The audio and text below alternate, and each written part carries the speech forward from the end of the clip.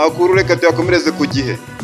Igihe cyanditse kivuga giti iryo Perezida Kagame yavuze kuri Tshisekedi ryatashye. Wari umunsi witezwe n'isi yose ku wa gatatu tariki 3 z'ukwezi kwa 10 2025 Washington muri Leta Zunze Ubumwe za Amerika. U Rwanda na Repubulika ya Demokarasi ya Kongo byari bitegerejwe gusinya umukono ku masezerano y'ubufatanye mu by'ubukungu. Intambwe yari kuzasiga amateka mashya mu bana w'ibihugu byombi.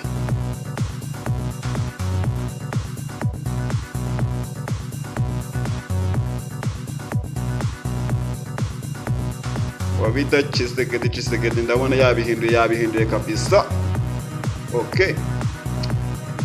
Intumwa z'ibihugu byombi zari zarakoze amanywa n'ijoro, ibintu byose byarashyizwe ku murongo, akazi gasigaye ari ak'ikaramu. Ariko kuwa gatatu Ukwakira 2025 ubwo umunsi nyirizina wageraga, ibintu byahindutse mu buryo butunguranye. Felix Tshisekedi yasabye ko intumwa ze zitagomba gusinya aya masezerano mu gihe cyose 90% by'ingabo z'u Rwanda zitarava muri RDC. U Rwanda rwatangaye ariko n'intumwa za RDC ubwazo ntizibyiyumvisha. Mu biganiro byose byari byarabaye mbere, nta n'umwe wari waravuze ku ngingo y'ingabo. Uko byagenda kose cyari cyitezwe ni isoko y'amahoro n'ubufatanye, byahindutse inkuru y'undi munsi. Ati twatunguwe n'icyemezo cya RDC. Minisitiri w'Ububanyi n'Amahanga w'u Rwanda Ambasaderi Olivier Nduhungirehe yavuze ko bari biteguye gusinya mu gitondo gikurikiyeho, ariko ku munota wa nyuma Perezida Antoine Tshisekedi yahaye intumwa ze amabwiriza yo kudasinya. Yagize ubwoba ko abaturage bo mu gihugu cye babyakira nabi. Ambasaderi Nduhungirehe yongeyeho ko ayo masezerano yari ay'ubukungu gusa, na hamwe yagarukaga ku bibazo by'umutekano. Ati ibiganiro byose byakorwaga mu buryo bw'ubucuruzi n'ishoramari. Ingingo zerekeye umutekano zikurikiranwa n'urwego rushinzwe umutekano GSM. Yavuze ko icyemezo cya RDC cyateye urujijo nyuma y'akazi gakomeye kari karakozwe n'umuhuza Mossad Barros wa Saudi Arabia muri Qatar n'amahanga ya Amerika. Bashyizemo imbaraga nyinshi cyane ngo impande zombi zumvikana, ariko byaranze.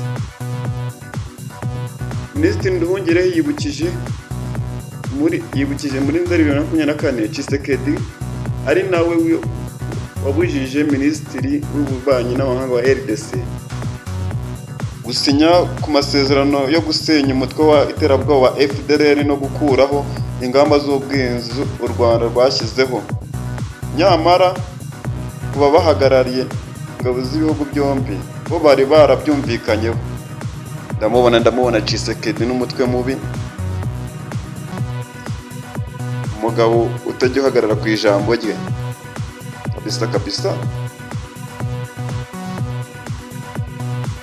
Ushaka inkuru zikomeje kugerwaho zasohotse mu nyamakuru ni ukujya ku Rwanda Trending News TV, ugakomeza ugakora subscribe, ubundi tugakomeza tukajya show kabisa.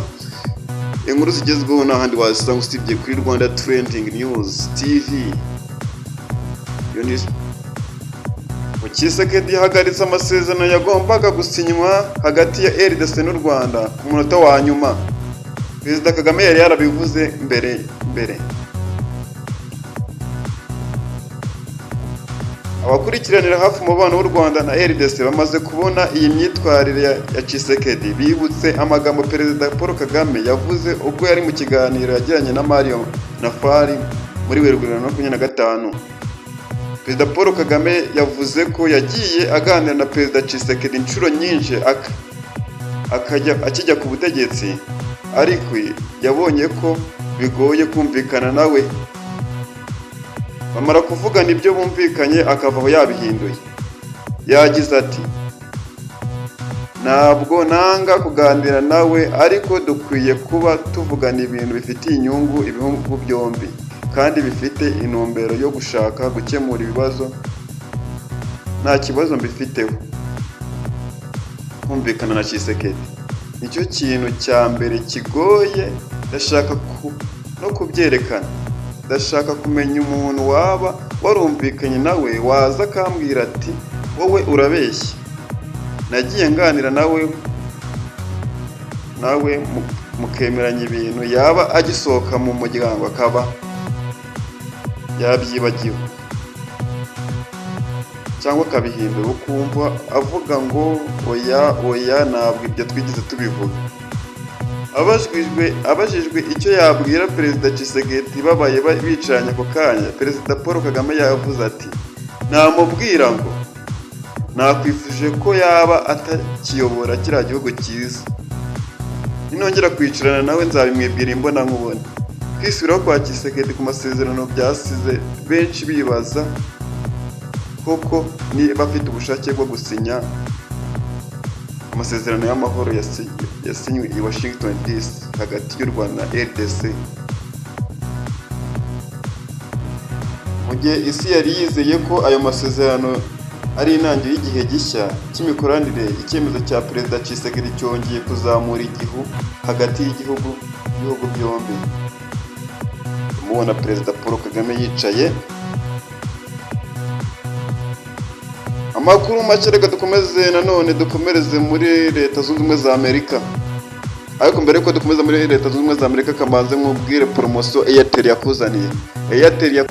Ubu ngubu Airtel yakubwira yuko nta guhendwa ku kiguzi cy'amayinite. Niyo mpamvu yakuzaniye iminota y'amafaranga make kandi ikaguha iminota myinshi cyane.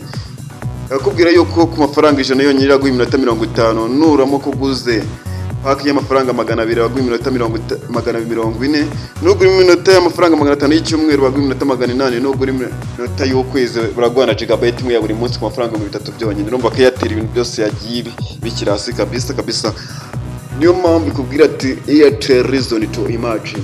Niyo mpamvu yo guha ubitekereza buri munsi kabisa. Rero dukomeza amakuru akomeye cyane akomeye.